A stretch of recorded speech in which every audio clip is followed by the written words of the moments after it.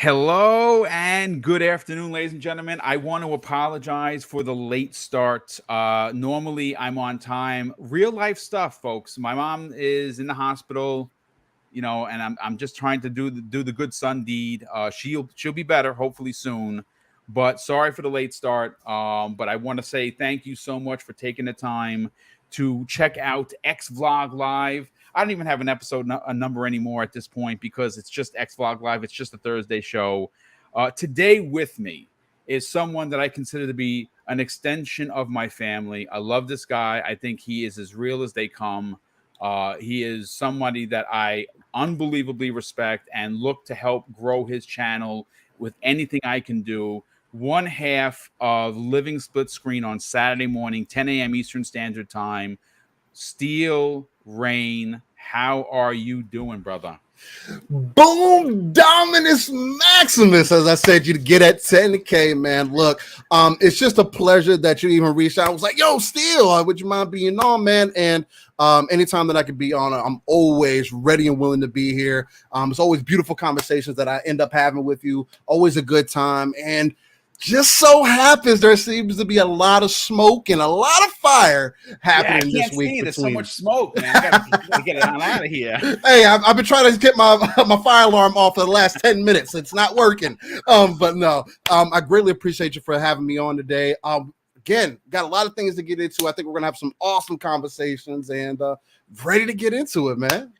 Yeah, first of all, I want to thank. We already have. Wow, we got 100 people here already. That's bonkers. Honestly, again, I say this all the time. Podcasting, folks, isn't easy, and there's no guarantees in podcasting because, well, it's hard work, and to build an audience is not guaranteed. Very, very hard to do, and I am incredibly thankful that I do have people that do reach out and listen to the podcast. Today, folks, it is going to be a firestorm. But real quick, after I'm done here, I'm gonna take a half-hour break to handle some family stuff that got going on, and then you're gonna find me on hanging out with Boxenberg on World of Gaming. Nice. That's right. I'm gonna be doing this after tomorrow's show, Steel, which is Breakfast with Boom. Right. It'll be my 7th show of the week. Oh. And I will officially have run the gauntlet, and I'm going to sit in the dark, maybe put on some headphones, listen to some good tunes, and maybe play some games at 12:05 tomorrow, and kind of catch a breath. But listen, ladies and gentlemen, there's a lot to get into. Now, obviously, I have this advertised as we're going to be talking about GTA to open up. We're going to segue into what's been going on with the Brazilian regulators, documentation that has made the way of Reddit, thanks to the user Issa, who has been dropping bomb after bomb after bomb. And first we heard from Sony and how they felt that, they couldn't make a game as good as the AAA title known as Call of Duty. Which I thought was incredibly insulting to their current, stature of incredible talent. They go on to say in the first set of these documents that broke early last week, that they feel that Microsoft owning Call of Duty could initially hurt their bottom line. But we have a lot more information that really pins a light on Sony and makes them really look like the bad guy that we know that they are. Everborn Saga, who's a good friend of Steel and myself and a lot of people in this community, he posted something on Twitter today where he said, corporations aren't your friends. And that goes for Microsoft, that goes for Sony, that goes for Apple, that goes for Google. Pick your corporation. They're in it for the money. But there is a difference on the way that Microsoft does it. Microsoft is inviting. Always. Microsoft is inclusive, not exclusive, right? They make it. They have understood that value, especially today. And I'm not talking about just yesterday or 3 weeks from now. I'm talking about value today is very, very different than it was 2 years ago. And people, have to understand that the cost of milk is up. The cost of gas is up. The cost of, everyone makes fun of me. The cream cheese is up, right? Everyone makes a joke at Boom's expense for that. I like cream cheese. So I know because it's expensive. But what still remains a ton of value is Xbox Game Pass. Now, I understand there's going to be some people that are going to come in here that are Sony fans. And if you are a Sony fan and that's your brand, we want to say welcome, because everyone is welcomed here. Their race, creed, color, sexuality, it don't matter. You come into the house, put your feet up, grab a beer, grab a Dr. Pepper. You're welcome. Mi casa, su casa, right? But there is a difference how things are being done, right? And I have to put take the spotlight and put it onto Sony now and say, well, what is Sony doing for their customers? What are they doing for the industry? Well, Steele, what they're doing is gouging you at every corner, right? That's what they are doing. They charge you $10 for visual upgrades when you get that for free on Microsoft's platform. They tell you that you can only play Marvel's biggest face on their platform, meaning Spider-Man. They've gone out of their way when the Avengers launched to say that Spider-Man, even though it's a third-party game, well, if you have an Xbox, sorry, Charlie, you can't play it unless you buy the PlayStation and you play it there. They've also charged $10 more this generation for their first-party games. They are releasing later this year a remaster of the remake of the remaster, taking out factions, telling you that the graphics are to die for, and that you're going to appreciate paying $70 for it. When Microsoft would just give you the free upgrade for the price of, well, nothing.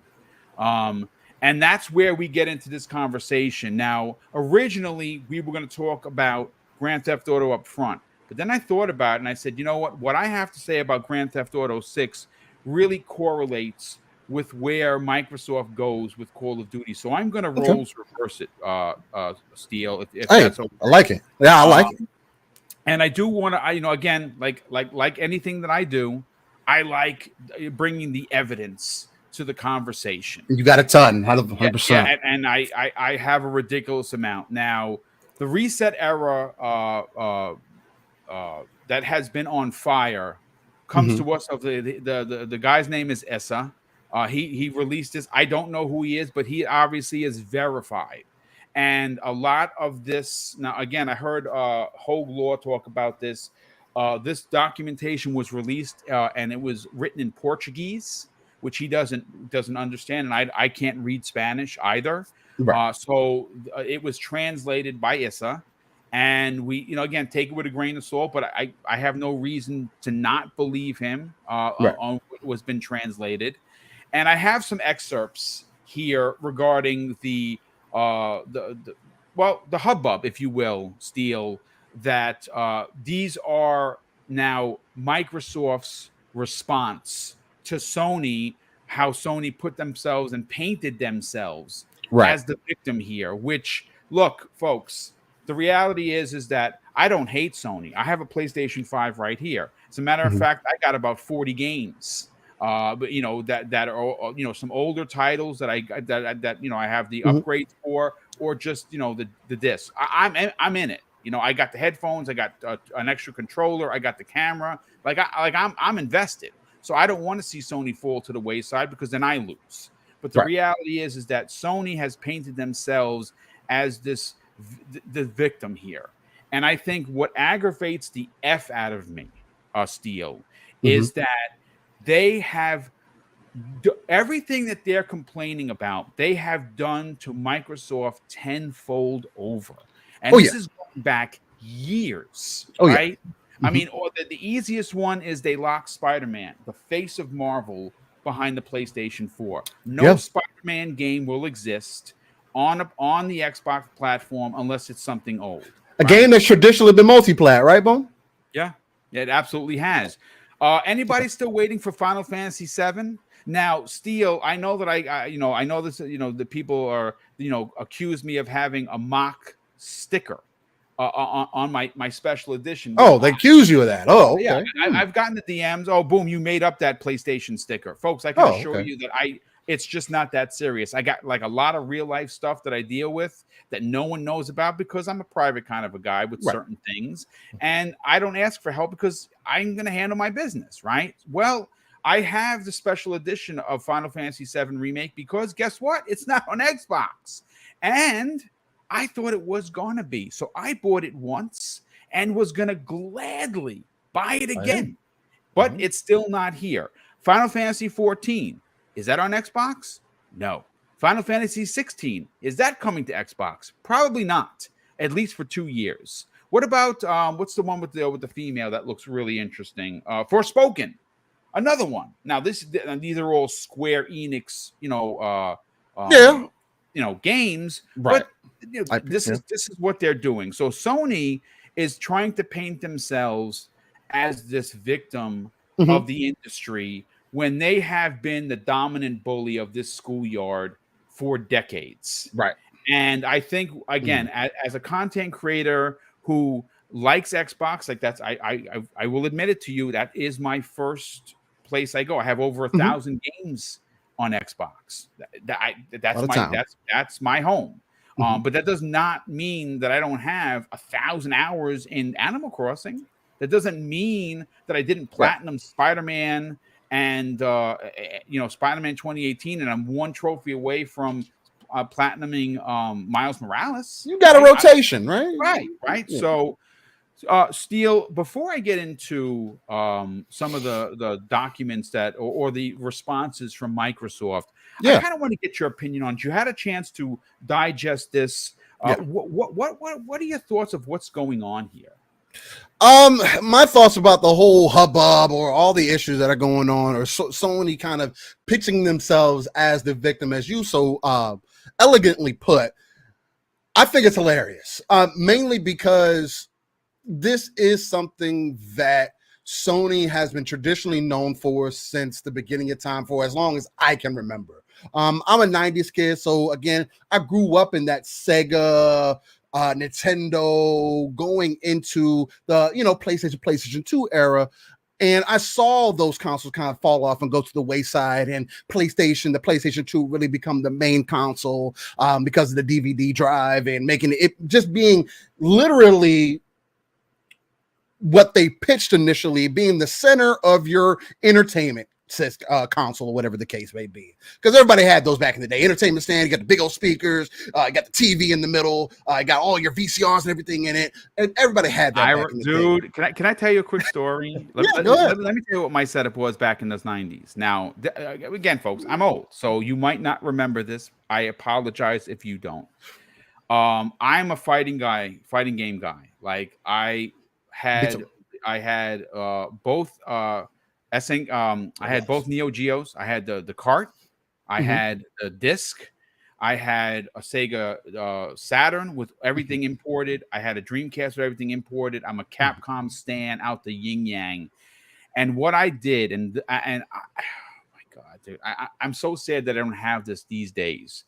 Now, I had a 36-inch tube TV. It was a Toshiba, and that mother effer weighed like 200 pounds. It took my two brothers, and my friend to bring it up when we got it here to this apartment that I'm in now. It's ridiculous, right? But back in the days, I had the 36-inch TV. Now, right above it, I don't know if you remember this TV. It was called the GX TV. Do you remember that? That sounds familiar. Okay. It would close, and when you opened it up, they would have speakers. I do remember that. Yep, I do remember that. It was a 13-inch TV, steel. I drilled it to the wall right above the 36-inch TV, and I had dual screens. So when I was playing the fighting games, that's funny. People would be over the house watching, and like the arcades, it was dude. That's dope. That's super dope. But exactly like that. When you had all that set up, and then Sony made everything so streamlined down to the point where, hey, you just get this PS2, and it basically gets rid of all those extra devices that you got in there. You pop a disc in, use it for your DVDs, music, whatever the case may be. Sony has always been along this lines of having an IP or having product or having something of value to pull in their consumer base, because that's what it's about, right? You own a company, you own that type of business, especially when you're in entertainment. And for Sony, who is known, this is a key point I want people to remember, Sony is known for hardware, period, point blank, end of story. So for me, to see Sony now, after we'll fast forward almost 2 decades now. We're in 2022. PlayStation 5, Xbox Series consoles, PlayStation. The only competition that PlayStation has ever really seen is Nintendo. And then, if we want to consider that competition, let's be honest. But that's a whole different category on itself. But the only other competition they had was the Xbox 360, and some say, oh, well, they caught up, whatever the case may be. You transcribe that however you'd like, but let's just be honest and say Microsoft, as the little brother, as I like to call them, came into an industry where they were only known for services, created a console off the back end of the Dreamcast, and started to make a mark for themselves, especially with the 360 console. Going into the Xbox One, the PlayStation 4, everybody knows PlayStation 4, the PlayStation doubled down and stomped on the neck of Microsoft. There's also quotes out there. You guys do the research, but I'm pretty sure you've heard Sony was on a mission to kill Microsoft that generation. Did it end up happening? To each your own. Everybody has their different version. Did the Xbox One do as well as the 360? No, it didn't. To all the faults of what Xbox was kind of going through, trying to, and again, if you guys haven't seen the Power On documentary, check it out. It tells you a lot of that back end story. It gives you a little bit of a better idea, at least. But the reason I bring that up is that the Power On documentary itself kind of shows you where Xbox was at during that time, and also blatantly shows you that Microsoft wasn't taking gaming seriously, at least on a console front. It wasn't a pillar of Microsoft. It was just Xbox. Hey, Microsoft's like, hey, you got the Xbox. It was the little brother. It was the cousin of the little brother that no one cared about. Yes, exactly. Yes. Oh, those guys down the street. Oh, in that building over. Yeah, we haven't sent anybody. I don't know what they got going on over there. Until things started to change. So 2017. Phil Dominus Maximus Aurelius Spencer got the seat at the table. So things changed. And I'll fast forward some more because a lot of people know this back end. But what I'm trying to get to is that Sony made Microsoft look at things differently. They made Xbox look at things differently. They were forced to. Why? Because Microsoft up to 2017 only had 5 or 6 studios? They were making, they were basing their whole identity off of. Versus a competitor who has been doing this since the early 90s with ease and has everything set up to be perfectly inept for or perfectly adapt to hardware and everything. Microsoft came in and made that stand. So things are moving differently. Services, again, people forget, PlayStation also started their first service with PlayStation Now and everything. Correct me if I'm wrong on that, but they did start that first, and that was, I believe, 2014. And there wasn't much that was built off of that. So you get to 2017, Game Pass becomes this thing, and now we're seeing 2022 where Game Pass was a gamble. Sony doing it in 2014 was a gamble, but you saw that it wasn't something that they were wanting to take seriously. No, we want our people to pay full price for our games because the old adage or the old model is you buy my console, you buy these games, I get exclusive rights, and you have to come play in my ecosystem if you want to deal with any of these things. 100%. Microsoft has opened the book up, not only the checkbook, but also the rule book per se, and said, you know what? We've been trying to play this same game with PlayStation since the OG Xbox. Obviously, it's not working. Yeah, we've made some headroom as far as online gaming goes, and that's what we're known for. Because still to this day, Microsoft and Xbox are known as Xbox is known as the multiplayer dude bro console box. Sony, still to this day, the PlayStation is known as the single player box or the free to play box, which is perfectly fine. Those adages kind of grew over the years because PlayStation that's initially had it free for you to play online. But it's funny to me to see now Sony kind of dig in their bag and kind of pull a pigeon out the bag, right? Like they're doing magic tricks in your face. Like, hey, you see this hand, but it's really in this hand, right? And what they're trying to do is get the consumer base, the people who support Sony, because again, y'all can look at these numbers, but we cursed the numbers a little bit on Living Split Screen, and actually pulled up some actual information. Sony is number 7 in brand recognition. Yeah, dude. I mean, it's across the world. In the world, bro. Across the world. That means anywhere that you go, people know what a PlayStation is. Absolutely. That's a powerful thing. And what's interesting, I want to no, you're good. Stress the fact. PlayStation, not Sony. No, PlayStation. So think about this for a second. The world, it's a pretty big place, right? I mean, to say the least. Number 7 in the world. So Sony is known everywhere. Yep. You know where Xbox is on that list? I think you guys said it is like 30 or something like that. They're down. They're down. It's ridiculous. They're down there. And whereas, it's not going to be the same with Windows, but neither here or there. Microsoft has their mind share in other places, but not specifically in gaming. Right. So when you have that strong of a mind share, when you have that strong of brand recognition, of course, you're going to go to a place like Brazil where it's openly known that this is a place where you go. Well, if you go to this place, 9 times out of 10, there's going to be information that comes out. People are probably going to leak it because Brazil's open about that information and everything. So with that being said, I think it was more so a strategy of theirs, although kind of a poor strategy. I don't want to say the whole thing, but Holaw made the point that I don't understand why Sony didn't double down more so on the Game Pass perspective of things versus more so focusing on the Activision and Blizzard deal, because they would have had and I agree with Hoglaw, shout out to Hoglaw, to where they probably would have had a better ground to stand on if they would have looked at the subscription model in gaming, because Microsoft is onto something. Now, are subscription models new? No. Is this the first person? Are Microsoft the first ones to do it? No.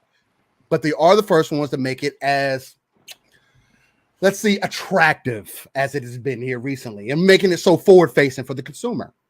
So for Sony to go to these things and say, hey, well, we can't, there's no other game out there like Call of Duty. Oh, we don't have anything internally to really to compete with that. They're not necessarily lying. And I know a lot of people are saying, oh, well, aren't they downplaying their own studios and kind of talking mess about them? And why would their own studios now believe in Sony? I don't think it's that. I think they're saying what needs to be said for their bottom line, for the business aspect of it. Now, granted, if you can't argue that if you work for one of these studios and you hear that, you're like, really? SIE? You know what I'm saying?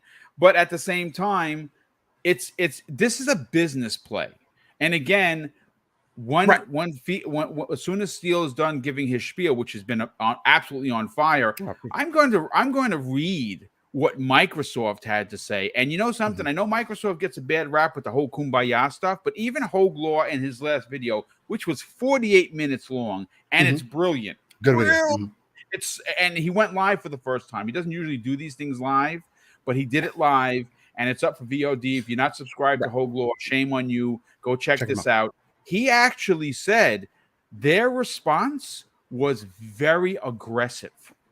No, Microsoft's response was very aggressive, and I definitely want you to dive in that here in a second. But just to wrap up the Sony side of things and how they're kind of approaching this situation, I do think that Sony is starting to recognize that, again, they've said the same thing in those documents to where themselves have said that, hey, the subscription model is actually kind of it's competing with our you just buying the game straight up model. It is. The reason, and it's the old dinosaur way of thinking. Yeah. And the reason why subscription models work is because of ease of access. It's easy to get somebody to pay 10, 15, 20 bucks for something versus you saying, hey, I need $60, $70 right now. Your common consumer is going to look at that and be like, $15, $20, or $60, $70. Yeah, sure. And people run with it. Oh, well, you're one game. You only play one. No, that's not what it's about. And obviously, you guys don't understand the bigger picture. Because, yeah, it starts off with one game. The problem now is that people buy one game for $70 and then they don't want to buy anything else because who wants to spend more money on games that they may or may not be interested in, where we've seen with subscription services have been proven to get more engagement out of the consumer. Might come in for one thing. It's funny you say that, Steele, because I do want you to actually press the button on this point, because you and I had an incredible conversation in the green room. Right. We talked about consumers, me, you, 300 people in the chat. We're all consumers, right? Are you more inclined to drop $20 down on Halo Infinite or Fall Guys or the Multiverse if it's free to play, or it's in a service that you just press the download button and you do it? Or are you going to really think twice? Well, damn, I just spent $76.43 for that Call of Duty game. I don't know, man. I'm already in the hole. If you spend another $30, you're already at $100. Whereas if you spend $15, $20 a month, whatever you want that number to be, whether you're on PlayStation or in the Xbox ecosystem, it's easy for you to spend another $20. It's like, I didn't spend $60 for the game. I got another at least $40. It's mental gymnastics that you start playing with yourself. I love that as term. The consumer. I love it. And the other biggest example that I can get, it's like you go into the grocery store. Sure, you could have been going there just for groceries. But what if you see a nice iron? What if you see a nice mug? What if you see a piece of candy that you're just like, I don't really need this Snickers bar, but it's right here next to the checkout. Might as well grab one. Oh, a soda? I've done that 10 times. 100 times, dude. Everybody does it. Yeah. And that's the same kind of thinking that Microsoft has kind of started putting into the place the consumer, which is what Sony doesn't necessarily want, because they are used to that old adage. They've been doing business the same way this entire time, although under the blanket, kind of peeking out a little bit, saying, hey, our services they're doing all right. We're seeing some numbers over here, but we still want you to buy our games for $70. So yeah, it's just Sony's trying to play all their cards that they have possible, trying to paint it however they can. Again, when you have that type of brand recognition, when so many people know who you are, it's easy to pitch a story. The news does it all the time. You can pitch a story, and then your consumer base is going to run, twist, flip that story however they need it to make sure that you're still looked in the proper manner. So, well, look, again, I'm all about evidence. Obviously, everyone knows, or maybe you don't know, I'm a retired New York City police officer. I spent 21 years serving my own personal community where I grew up. So it was a magical career. I had an unbelievable career. I was a youth officer for most of my career. Even went back to the same high school that I graduated from, and stopped a huge amount of gang problems that were in there in my later years as a police officer. So as a police officer, whenever I went to court for something, I needed evidence, right? And I have brought documentation to really stand on this circle. And I want to start with the first one. Steele, a couple of weeks ago, there was some controversy regarding the Capcom leaks and Resident Evil Village purposely being held off of Xbox Game Pass, because we had heard numerous times with numerous games that Sony has a clause in every one of their new contracts that is considered to be the anti-Game Pass clause. Yeah. So you want to again? This just goes to the why I'm bringing this up. And why it's relevant to this conversation that we're currently having is the victim that Sony pretends that they're playing, which is sickening. So, the Sony contract document that I have in front of me was posted by Twitter user Alfred Lemeche, and he posted this, and it says I'm going to read you an excerpt directly from the document, and how you know that this is real. This isn't fake. This isn't someone wrote this up. This is a real document. I see the document. I have the document in front of me. And it's real because both Sony and Capcom have filed a copyright claim against said documents that have made their way to social media. And I'm going to read it to you, folks, exactly what the contract says regarding holding game, the anti-Game Pass clause. So get ready. And I quote, during the term, publisher shall not authorize, assist, or encourage any third party to include the game in any competitive subscription service that is competitive with any PlayStation subscription service, including but not is limited to Google Stadia Pro subscriptions, and this is where the Xbox comes into the conversation, Microsoft Xbox Live Gold, Project X Cloud, or Xbox Game Pass service, or similar competitive platforms subscription services. And there you go, folks. Now, again, I understand. I'm not a boob. It's business, right? It's big business. And Sony wants to protect their marketing rights, but they put these things in there. And again, I bring this up because of how that they claim to be the victim in this whole thing. Now, some more information that I have, and this commentary comes away of this Brazilian government leak that comes the way of Reset Era. And this is what Microsoft had to say regarding Sony's latest claims. And it says this, and I quote, Microsoft believes that Sony's isolated position can likely be explained by the fact that Microsoft's subscription game offering, Game Pass, was launched as Microsoft's competitive response to Xbox's failure in the console wars, and that they needed to offer players additional value compared to the buy-to-play traditional model. In this way, Game Pass threatens to compete more effectively with the buy-to-play model, which Sony has successfully adopted. Almost literally, and this comes again, this is I quote from Microsoft, in short, Sony is not resigned to having to compete with Microsoft's subscription service. Sony's public outcry on subscription games and the company's response are clear. Sony doesn't want attractive subscription services to threaten its dominance in the market for digital distribution of console games. In other words, Sony rails against the introduction of new monetization models capable of challenging its current business model. Yep.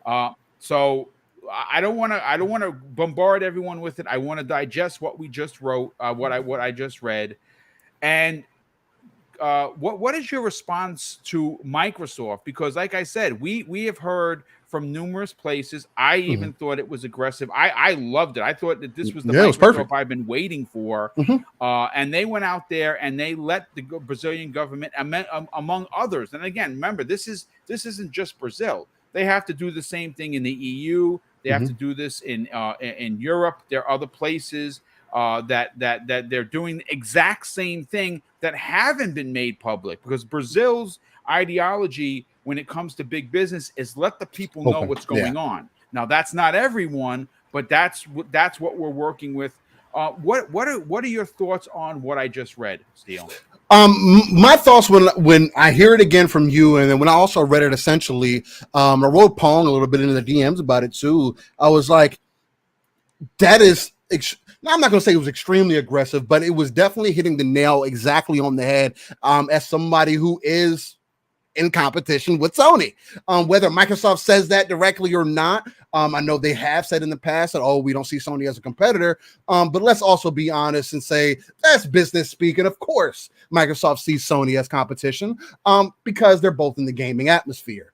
This is just doubling down. This is like, this is basically Microsoft saying, Sony, suck it up, man. You've been doing this for how long? And now you want to complain and say that we're doing something bad to the industry, although we've proven that we're getting more engagement than you've previously had before. And your very own Jim Ryan came out and said that your own player base wasn't enough.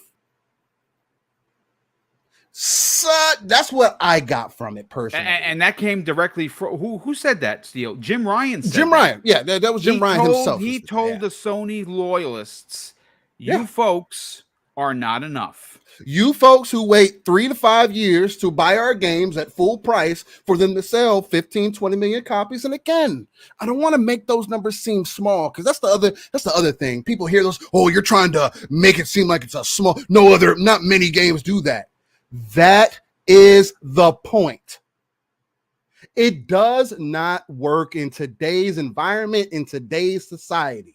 The console and PC market is tapped out around 500 million. Phil wants to reach 3 billion people. How do you do that? You open things up. You give people accessibility. Instead of give people a different mindset. Hey, we know that Sony said you got to pay 60, 70 bucks for games, but guess what? We got a service. Hey, we got day and date. Hey, you got frame boost. Hey, we got resolution boost. We're doing all these things, iterating again on something that Microsoft has always been good at.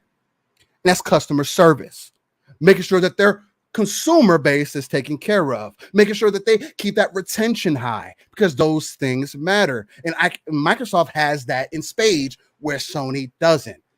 It's easier to keep somebody invested who's a multiplayer gamer versus somebody who's a single player gamer, because once you play that game, you're either in or you're out. And there are a lot of people who can play those single player experiences over and over and over again. And shout out to you guys. You guys are having a great time. That's what's up. I'm not one of those people. And a lot of people aren't some of those people.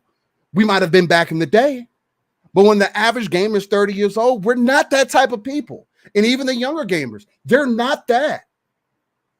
My kids don't care for single player games like that. My neighbors' kids don't care about single player games like that. What games are they playing? Ask yourself that question. What type of content are they consuming? Look at who they're talking to. Look at who they were talking to 20, 15 years ago, right? Talking to people like myself who now come up. I came up with the internet. So yes, online gaming is a major thing for me. So it also has skewed my perspective on things. When I grew up, I can be honest and say I didn't come up with a lot of money. I had to make choices. Now, I don't have to make that choice. If I'm unsure about a game and it's coming into Game Pass or coming into another subscription service, I just told Boom, I never played Ghost Recon Wildlands. I'll give you guys an example. Ghost Recon Wildlands came into Game Pass and Game Pass PC. I played it. I'm having a great time with it. I thought about it in the past. I was like, I don't know, 20 bucks, 30 bucks for Ghost Recon, cool. Came into the Game Pass, played, I'm having a good time with it. You know what that did? Because I didn't really have to spend any additional money for it. It's part of my subscription. I don't even think about my subscription. Keep in mind what I'm saying. Same thing I do with Netflix, Disney. Same thing that everybody else does. But in gaming, all of a sudden, everybody's looking at their bills every month. Oh, man, look at my subscription for my gaming. Oh, it's out of line. Gaming, it's different for some reason, which I don't get. But get back to my point. I played Ghost Recon Wildlands, having a good time with it. Because it was in Game Pass, not even thinking about it, was like, all right, well, how much is a season pass? I was ready to pay $29.99, $39.99 for a season pass to get all the content. But lo and behold, there's another subscription service where I can pay $15 a month in Ubisoft Plus and get all the content. And who knows? I mean, I'm not going to go back to the game after I beat it. So that $15 a month versus the 30, 40 I was getting ready to spend. Yep. Boom. That's all. That's ecstasy to me now. That's ecstasy to my mind now. Oh, wow. I just got a deal. I didn't pay nothing for the game. And I paid $15 to play this game and all the deal. Oh man, I'm in heaven right now. If I'm thinking like that as an avid gamer, what is it going to do when your typical consumer looks at these same things? Sure. You can use the argument. Yeah, it's one game. Oh, Call of Duty sports games. It only takes one game for you to get involved in the ecosystem. It only takes one game for you then to look at, okay, well, if I got to get the subscription, what else am I getting part of that? So again, just to touch back on the point that you were hitting on with that article that you brought up there, Boom, Microsoft is essentially just doubling down and letting Sony know, like, look, man, you were the big bully on the park. You were the big kid on the block. You were the one on the corner really selling it to the people, and everybody's in your pockets. Everybody's there waiting. But we're doing some things differently, and people see it. You may not want to see it, but we're not the ones that are anti-consumer or are known for that. We're not the ones trying to sell our consumer base $70 games when it doesn't need to be that way. When digital games are bigger than ever, where you're not shipping games to stores, where we're now seeing physical copies of games come out months later. Yeah. Yeah. Well, you know what? To that point, let me continue with the documentation that was made public by the Brazilian government. And these are Microsoft's responses. Remember, these are being translated by the Reset Era poster. So I'm going to read verbatim, and just stand by. He says, Microsoft believes that Sony does not present any element to substantiate the claim that Call of Duty would be a separate market from all other categories of games. Sony is limited to commenting on Call of Duty's brand strength and loyalty and engagement. However, claiming that Call of Duty has a loyal following is a premise from which the conclusion that the game is a category of games in itself does not follow. The PlayStation itself has a foundation of established by the player by loyal players to its brand. This finding, however, does not lead to the conclusion that the PlayStation or any branded product with loyal consumers is a separate market from all other consoles. It also goes on to say, such a finding, the extreme conclusion that Call of Duty is a game category all by itself is simply unjustifiable under any quantitative and qualitative analysis. And it continues, Microsoft believes that Call of Duty has several rivals as corroborated by the companies consulted by the CADE and the confidential data shared. And what that sentence is referring to is they basically asked EA, they asked Apple, they asked Take-Two, they asked all of the third-party makers if they feel that they don't have a product that could stand up to Call of Duty, and they were like, "Yeah, we do. We have Apex Legends, we have Fortnite. There are multiple examples of other free-to-play games, or the model that Sony continues to use is the pay-to-buy model, which is what they're concerned about going away. Now they, remember in the original documentation that was made public last week, Sony came out and said that PlayStation's number one third-party revenue source is Call of Duty. That's a fact, ladies and gentlemen, and that's because the casual audience, which people do not want to talk about this deal. People want to just brush off because I'm citizen hardcore. I'm telling you, citizen hardcore, you're 10% of the market, 15% on a good day. On the best day, you're 15%, right? 80+% of the market currently today, this Thursday, Steel, is the casuals, is the normies. They are the audience that were wowed by what Sony did last gen, and they had every right to be. Sony dominated last gen because they were in the news for their first-party games. Their first-party games, listen, I get it. There's Xbox guys and gals here, like, boom, I don't care about them. I hear you, but I do. Right, I'm a part of the crew that hangs with Sony with these over-the-shoulder third-person story-driven, narrative-focused walking sims. I dig that. That's what I dig. Right. So here we go. Again, these responses were from Microsoft. I feel that they're definitely a little froggy for sure. That they have no problem leaping. I'm happy that they did come out and say these things because, like I said, in the original documentation from last week, Sony did paint themselves as this, limping victim that rolled into the ER that just got beat down. And it's BS. We know it's BS. And I honestly, Steel, I'm happy to know that Microsoft is standing up to this. See, and that's my major thing, because the one thing that I miss is the competition, the back and forth, and it hasn't been that way for a couple of decades. Let's be real. Since the early Sega, Nintendo, Sony days, there hasn't been competition like that where people are like blatantly coming out and saying, hey, such and such are doing whatever, trying to prove why their ecosystem or why their system is better.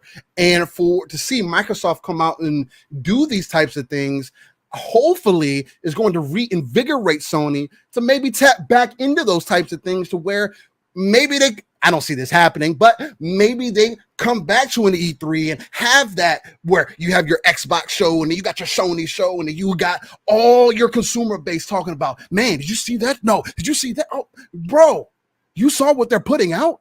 Who got it better right now? Opening up the conversation more, but no. Sony doesn't want to do that. They want to control the narrative. They want to make sure that their consumer base is allowed to spin whatever story they need to spin by giving you here's a little showcase of this God of War. Here's a little showcase of this Horizon. Here's a little, oh, by the way, we believe in generations, just not yet.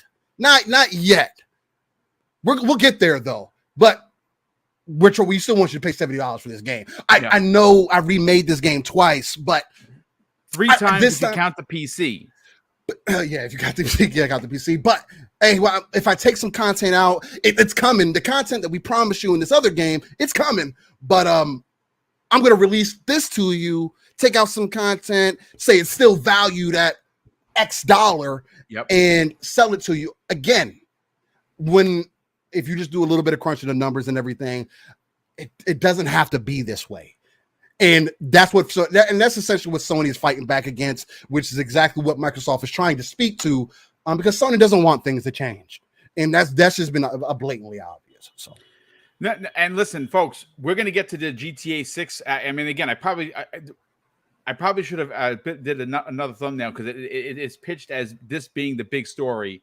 And obviously, news changes. I do have one last thing I want to get from Itis of Reset Era that he puts in here, and I'll get your final opinion. We're going to roll into the GTA topic because we're already almost an hour. I didn't realize that we were going to be an hour on this, but if you can go a few minutes more, we'll go a few minutes more. Steele, I'm here. Okay, this is what Itis had to say. This is his opinion, and then I'm going to read the quote from Microsoft that he puts in the notation here. He says, seeing how Sony is a leader in the distribution of digital games, Microsoft sees Sony's concern about the eventual exclusivity of Activision's content as incoherent, and that it only reveals this. And this is coming directly from Microsoft, folks.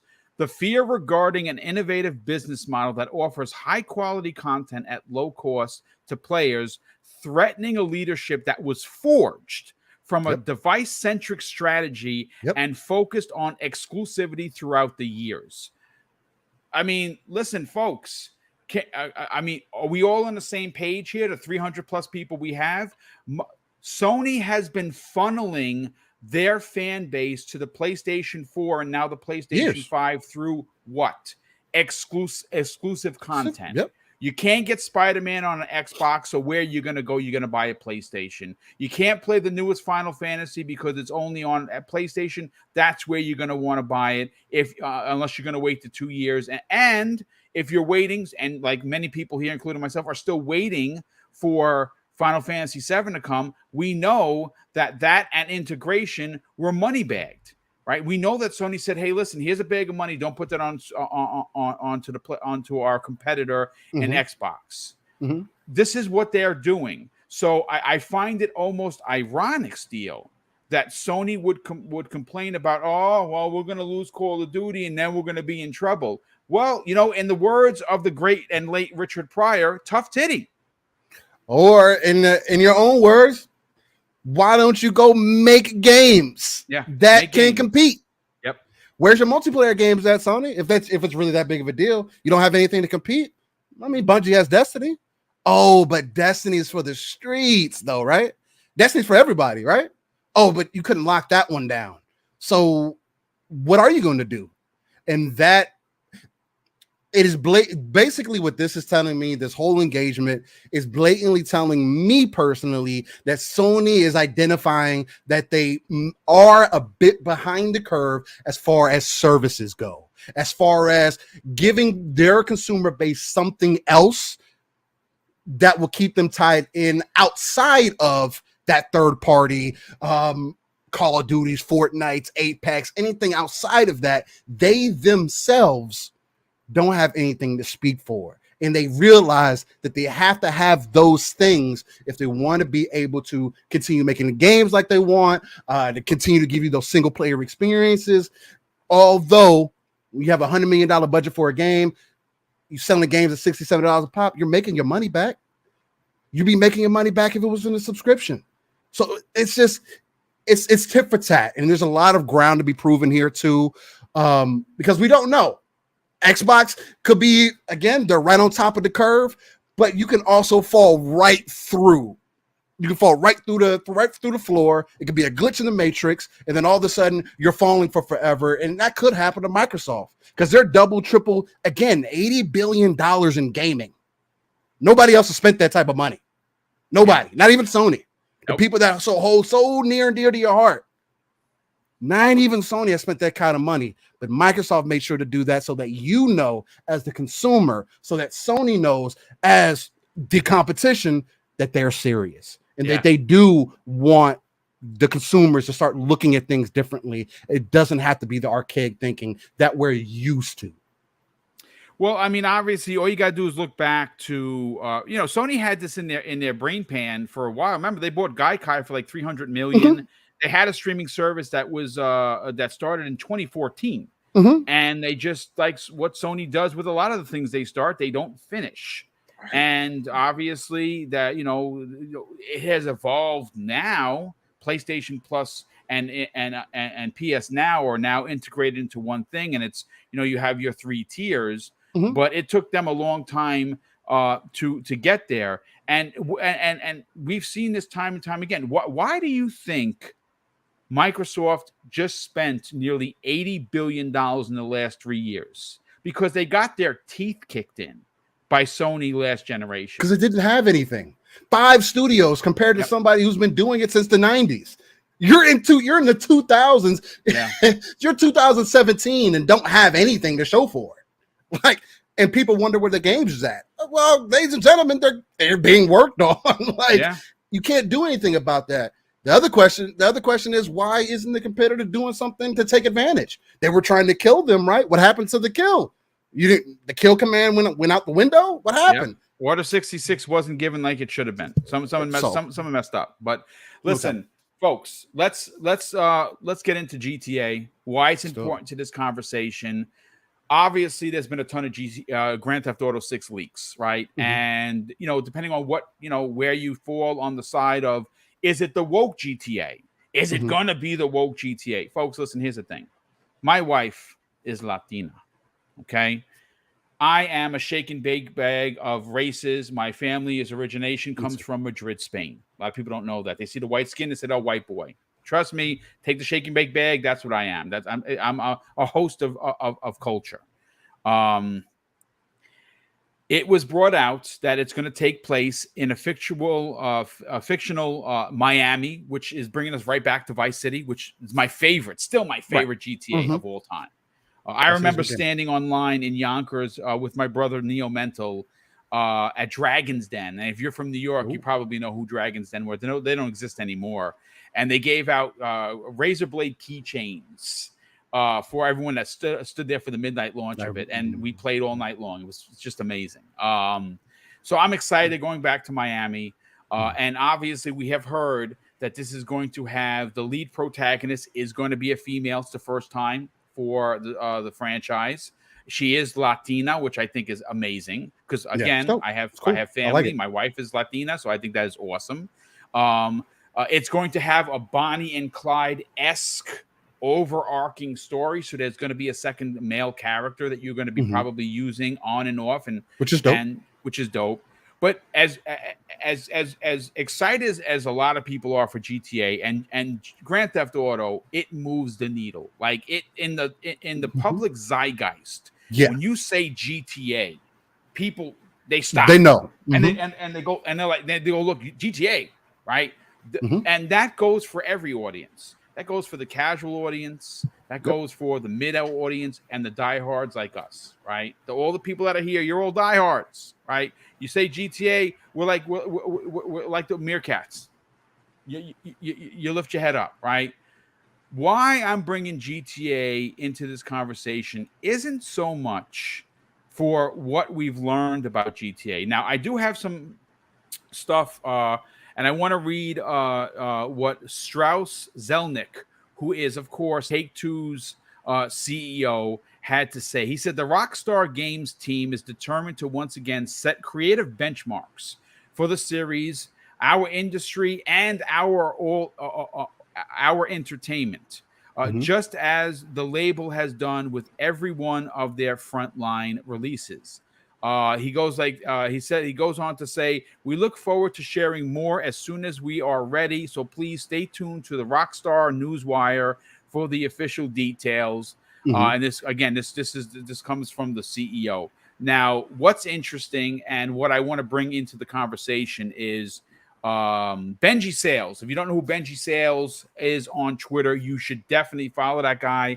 Good friend of this program, great friend of the community. He posted something the other day during the financials that came the way of Take-Two. Folks, I'm going to give you a number and you're going to not believe me. You're going to be like, boom, you are straight up lying. And I can confer that that is not in fact the case. These numbers have been confirmed. As of the current quarter, Grand Theft Auto 5 has sold 170 million copies. Try and just digest that for a second. 170 million copies. Insanity. Of Grand Theft Auto 5 since its inception on the Xbox 360, right, and the PS3 to current gens. Now, why is that important about the conversation I'm about to have? Well, look, Sony has been the leader of the market for decades. Now, PlayStation 2, dominant. PlayStation 1, dominant. Now, we saw them falter a little bit, PlayStation 3, because of how they built the system, how they talk to their fans. Hey, if you got to get a second job, tough titty, right? And they stumbled. But towards the end of the PlayStation 3 generation, they gained back the lead. They just edged out Microsoft's Xbox 360. PlayStation 4, well, this is how you share games. They won a generation, folks. That's a reality. That's not even an opinion. That actually happened. And here we are in 2022.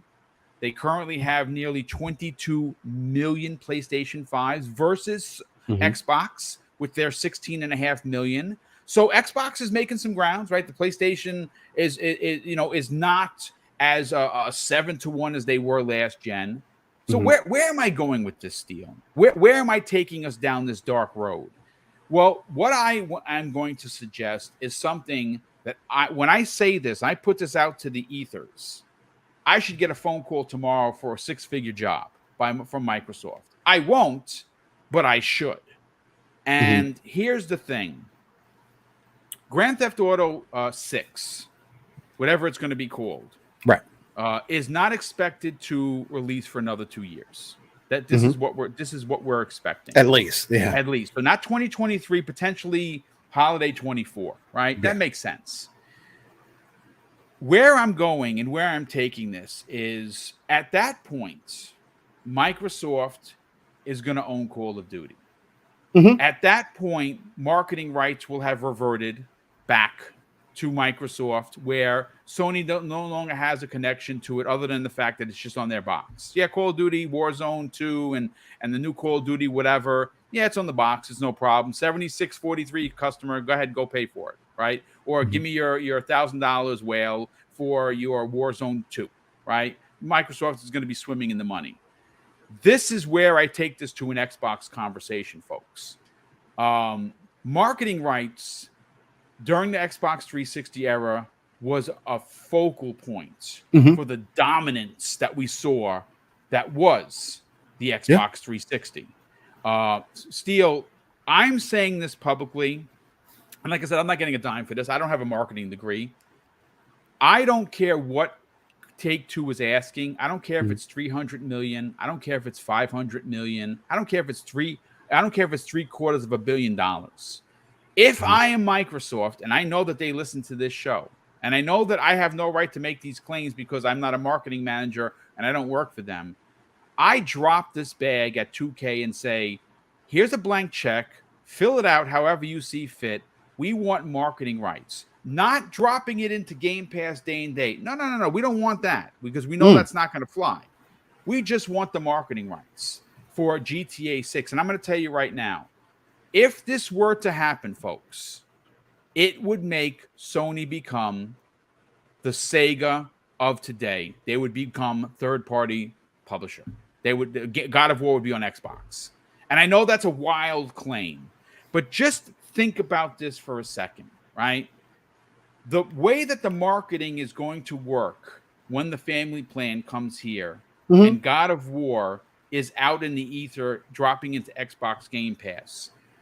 I could see it. I could literally see it on the billboard. For as low as $5 a month, you can play the newest Call of Duty if you're in the Xbox family plan, which a lot of people are going to jump into because, well, $5 a month. Now, think about this. Again, just a food for thought. Sony's current price, $18 a month, no day and date first party.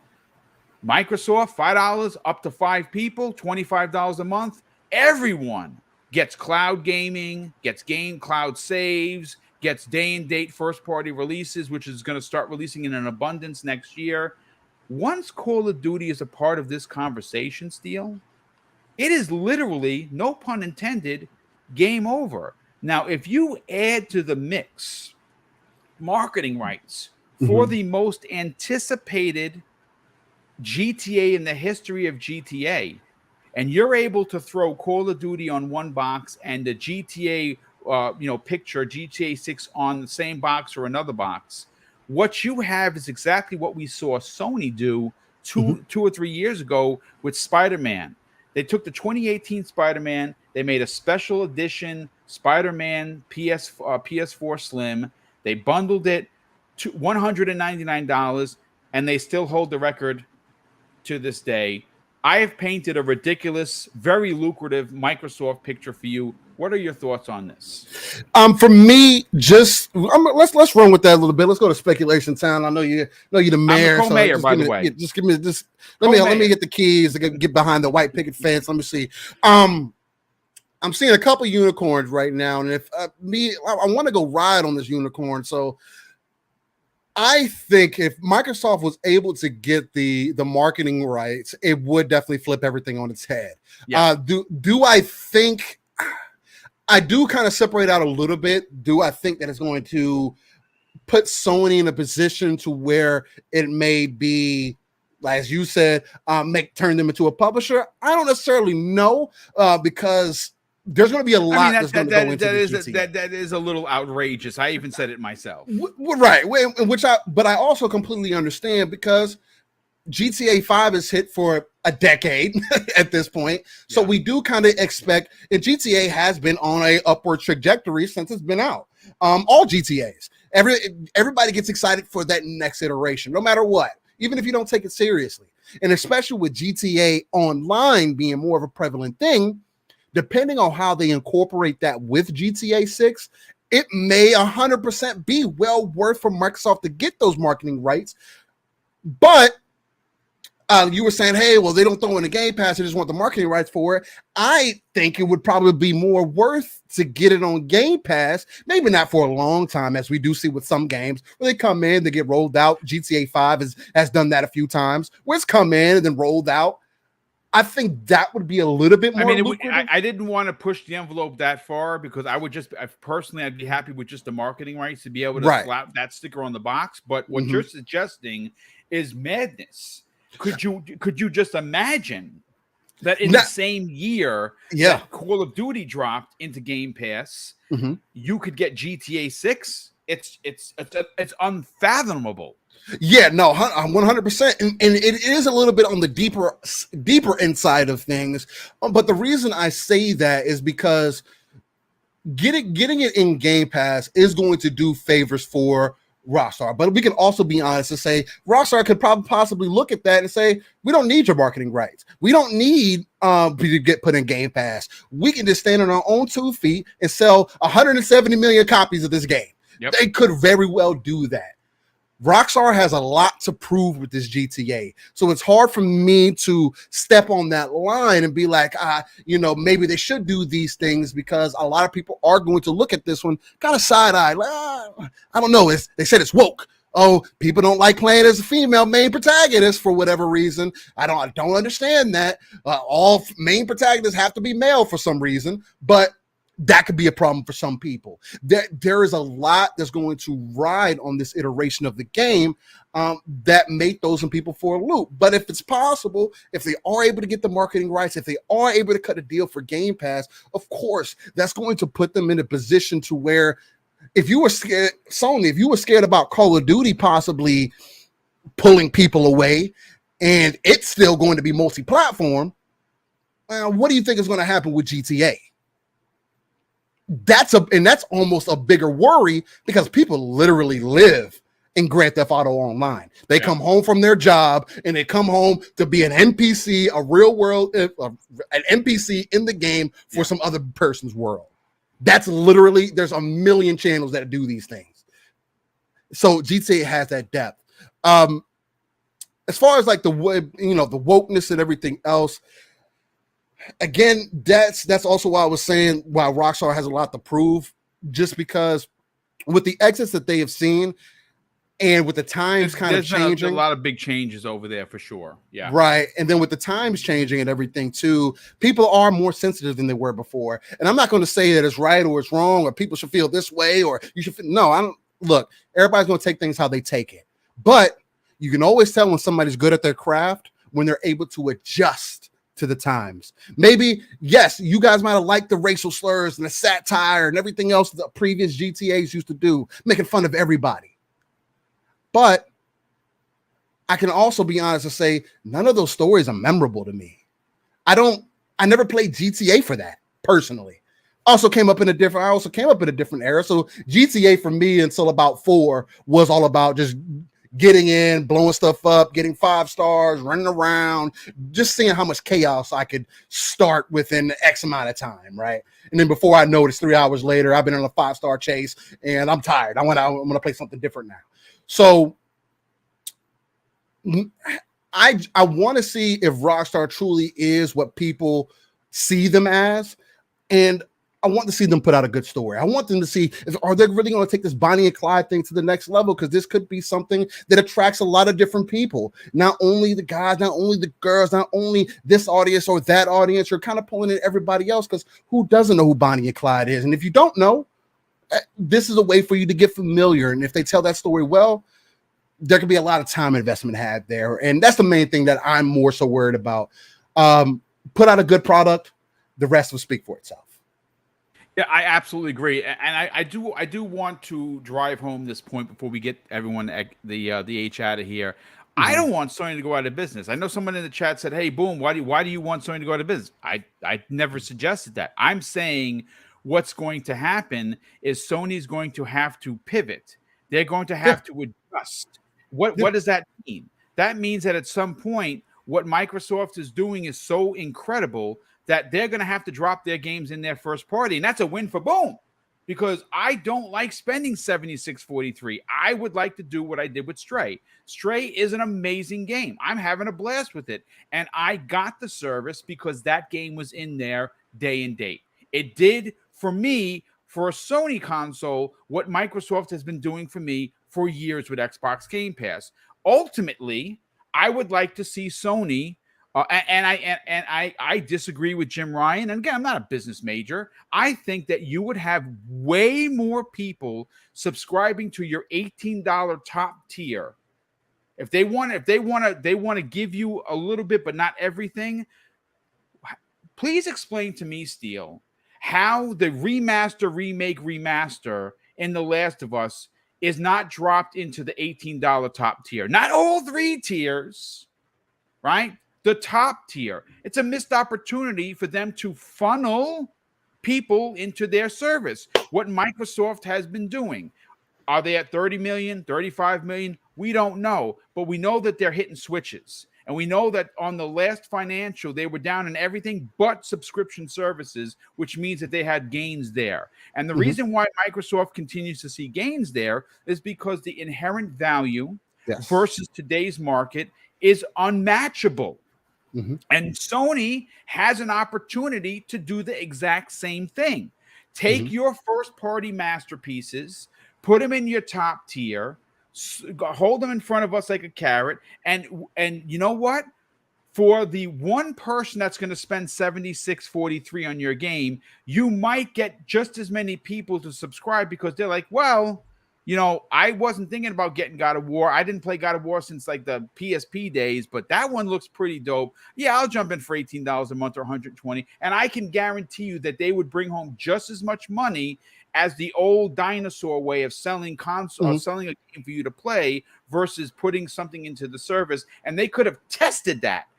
They could have tested that with The Last of Us remake, and they chose not to do it. They could have, and that would have been something that Xbox would have done, like you saw with Hive Busters. Hey, here's the DLC. It's part of your subscription. Yeah, just get it. Go play it. Or like they've done with other games, with the resolution boost and the frame boost and everything else. Make that part of the service so your consumer base knows that you value them as consumers. You've already hit them twice over the head for, let's just use that main example, for a game like Last of Us. What I think the better opportunity would have been, what if they would have came out and said, hey, by the way, if you guys bought Last of Us previously, I mean, it's tied to whatever your account that you're signed in with, you get this new upgrade, all the bells and whistles for free. You don't have to worry about anything. We appreciate you guys' service, but we wanted to update it because we do have some newer content. We got a show coming out, and we just want everybody to experience this fantastic title, because Last of Us, the first game, was an amazing game. Yeah, it's in my top 5 games that have ever been made. Yeah. So, like, it is a modern day masterpiece.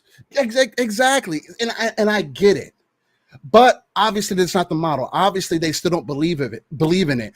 I saw somebody else. I think it was Counter-Strike. He mentioned, how come Xbox isn't going to be a straight shooter with the numbers? Then, if Game Pass is doing what they don't have to.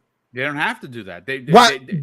There's also this other thing going on within the community in the industry where they're trying to decide whether it's okay to talk to us or not, because and that's the community's fault. PS, by the way, and it's because 75 to 80% of the time people are not satisfied regardless. If Xbox came out tomorrow and said 50 million, oh, why aren't you at 100 then? Oh, it's Game Pass and devs ain't getting paid, even though the devs get paid up front. Like, ridiculous.